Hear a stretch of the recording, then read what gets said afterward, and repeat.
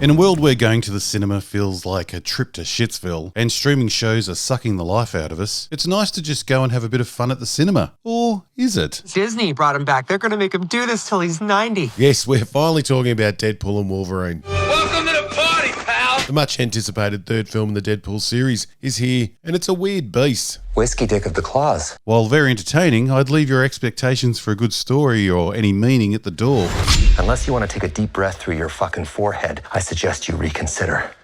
Now, humour has always been important to the superhero genre, but you have to ask yourself, can you have too much of a good thing? There's nothing that'll bring me back to life faster than a big bag of marble cash. The Guardians of the Galaxy do a great job of balancing the humour and the action with the drama. He may have been your father, boy, but he wasn't your daddy.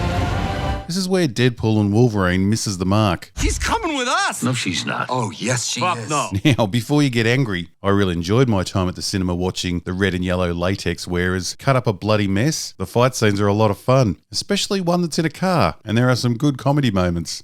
Suck it, Fox. I'm going to Disneyland. Get fucked. Not all of them. He doesn't do this kind of thing anymore. Cameos? Meetings. The opening meeting where Deadpool is trying to join the Avengers, that dragged on with the same amount of humour as accidentally sitting on a testicle. The whole joke that Wade is disappointed that he's only getting to talk to Happy Hogan instead of any of the Avengers isn't really that funny when the audience is feeling the same letdown. I don't think anyone raced to the cinema to see Ryan Reynolds riff with Jon Favreau. You know, I feel like I'm wasting the good stuff here. Is the man not going to be joining us? The man? Yeah. He doesn't do this kind of thing anymore. But I was soon reassured that everything was going to be alright when the comedy hit right at the teenage boy level, which also happens to be my maturity level, where dick shots and ass shots will always be champagne comedy. Sorry, Wolverining is hard! The only trouble is that there are so many real-world jokes and fourth-wall breaks All right, finally aged. that by halfway through the movie it starts feeling like Deadpool and Wolverine is closer to an Austin Powers movie than an Iron Man movie. That's not right. And that's a bit of a problem. They both have time travel. They both have celebrity cameos and casting. They both have fourth wall breaks. One way more than the other. They both have giant novelty bad guy headquarters. They both have weird side characters, except Austin Powers actually gives the side characters something to do. Mini-Me is a highlight of the films. The running joke about the funny-looking dog is that it's a funny-looking dog. That's it. The running joke about the handsome-looking nice guy Deadpool is that he is handsome and nice. That's it. Though I did like his head getting blown off scene. What I'm getting at is that Deadpool and Wolverine is to the superhero films what Austin Powers is to the James Bond franchise. A fun comedy version with little meaning. I suggest you don't worry about this sort of thing and just enjoy yourself. That goes for you all, too.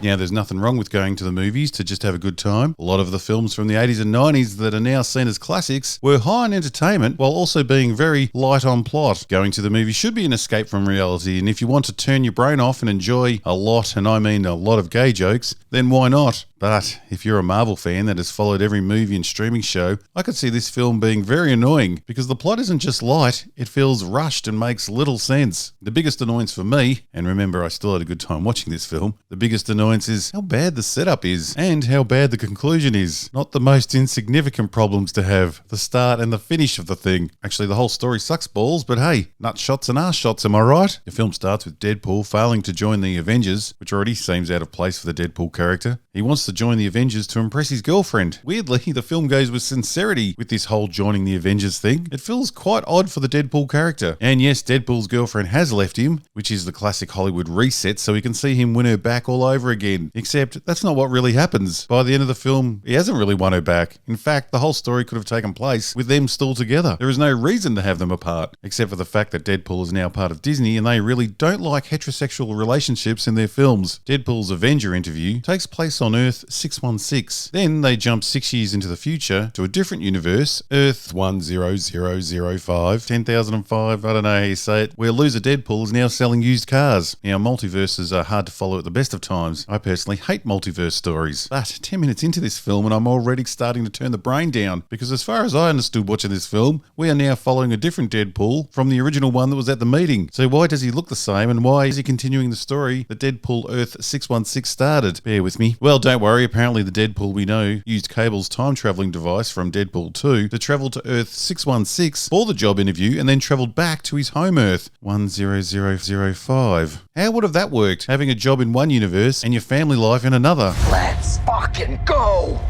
Let's fucking go. A quick break from this wonderful video to thank today's sponsor, a sponsor that I've been using a lot, Trainwell. Trainwell, formerly known as Copilot, is your personalized fitness solution that combines the personalization and accountability of a human expert with the flexibility of using the technology that's right in your pocket. Sign up to Trainwell, which you can try for free today with my link, and you will be matched up with your personal trainer who will customize guided workouts that will work with your goals, schedule, and injuries. Just download the app, sign in, and your personal workouts will be there ready to go. Each exercise comes with an instructional video and tips on how to achieve the best results. You will be voice guided through the whole workout that includes warm-up, strength training, and stretching. And at the end of each workout, you can give feedback on how your session went, so your trainer can modify the workout to make sure you are getting maximum results. And all the workouts will be designed to fit in with your schedule. You can choose how many times you work out each week and on which days. Your trainer will even know if you skip a session, which is a great motivator to keep on schedule. I was lucky enough to get Katie as my trainer, who checks in on every session and changes my workouts so I don't plateau or get bored. And then get that app set up as soon as you can so I can get your workouts put in there and we can get started with everything. So Katie even planned my workouts around the equipment I already own, and the results have been fantastic. It's looking like the summer of Robot Head. those are my 2 goals. Of course, we're going to have it be effective, an effective workout too, but I also want to make sure that it's challenging enough and enjoyable for you. So enjoyable and effective. That'll be interesting. Yeah. You are going to love the Trainwell app because it fits in with your life and lets you work out anytime, anywhere. At home, the gym, the park, anywhere. And because Katie will be following my workout calendar and checking in on my sessions, I can't even slacken off. And the lovely Trainwell have given us a special offer. Try Trainwell for 14 days absolutely free of charge with your own personal trainer. That's right, free. What do you have to lose besides your fat bits? Click my Trainwell link in the description or use my custom QR code to get 14 days free with your own personal trainer. Every individual is unique, so your fitness journey should be too. Try Trainwell today and get that body that will help you get the other bodies you've always dreamed of. I am soaking wet right now. Deadpool is captured by the TVA, who explained to him that the Logan version of Wolverine was an anchor being, and when an anchor being dies, their universe starts collapsing, which apparently takes thousands of years, so not a huge threat. The Logan universe that's going to collapse is Deadpool's universe. The TVA villain wants to destroy Deadpool's universe immediately because he doesn't want to waste time watching it die. That's it. The whole story revolves around a bureaucrat wanting to save a bit of time. Not exactly Thanos, is it? And of course, he's going to bring on this destruction with a device that fits neatly into a room. This story's about as deep and interesting as a puddle of vomit. Go fuck yourself. Deadpool decides to avoid this lazy story by escaping with the universe-skipping device to go get himself a Wolverine to replace Logan and to save all his loved ones. I absolutely hate this idea of anchor beings. The idea of someone being so important that a whole universe and billions of people will die without them makes them gods. Gods that are more important than anyone else that has ever lived, which means no room for religion in the Marvel universe, my friends. Can't really have one central god when the TVA is doing that job. The Spider-Verse movie had a similar thing, that if the wrong person was saved in their version, then the whole universe would collapse. So in these stories, individual sacrifices are meaningless, as superhero films are now just about all of us living under vengeful gods who only care about the life or death of a chosen few. An anchor being is an entity of such vital importance that when they die, their whole world slowly withers out of existence. And the fact that these universes start collapsing only when an anchor being dies means that each universe only gets one anchor being, which means in the history of mankind, Logan was the most important person to have ever lived. Sorry, Martin Luther King, Winston Churchill, and Jesus. And of course, all those miscellaneous women that also did stuff. I will not waste my life watching it die slowly of natural causes. Now, the biggest problem, besides the evil TVA guy wanting to destroy a universe because he's trying to save some time, is that this film shows us that Deadpool still has Cable's time-traveling device. Deadpool needs a Wolverine to replace the dead Logan. Deadpool could just go back in time and save the all-important original Logan. Thank you, movie over. But of course he can't, because then we wouldn't get the amusing fight scene with Logan's corpse, or get to meet the multiple different Wolverines, or all the cameos. Oh my fuck! The Cavalrine. Which is why we bought the ticket to this bloody film. I waited a long time for this team up.